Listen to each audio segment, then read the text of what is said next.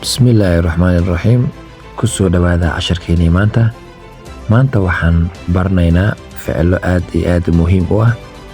Haddii aad nagu cusub tahay follow ina soo dheh.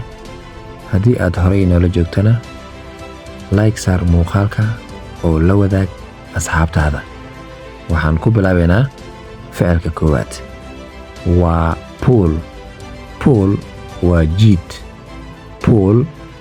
jiid. Push ayaa ku xigto. Push waa riix. Waxaan riix oo kale marka aad rabtid inaad dhahdid waxaad leedahay push riix. Ficilka ku xigo waa think waa fikir. Waxaas ka fikir oo kale marka aad rabtid inaad dhahdid waxaad leedahay think.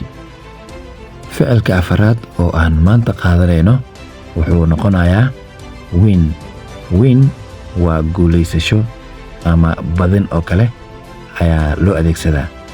Waxaa ku xigto give waa sii.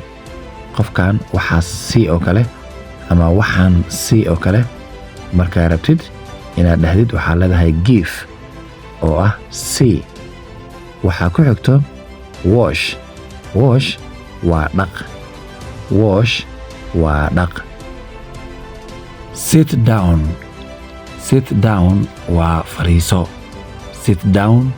waa fariiso. Stand up ayaa ku xigto. Stand up waa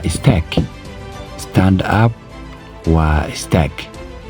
Ficilka noogu dambeeyo maanta wuxuu noqonayaa cut waa jar.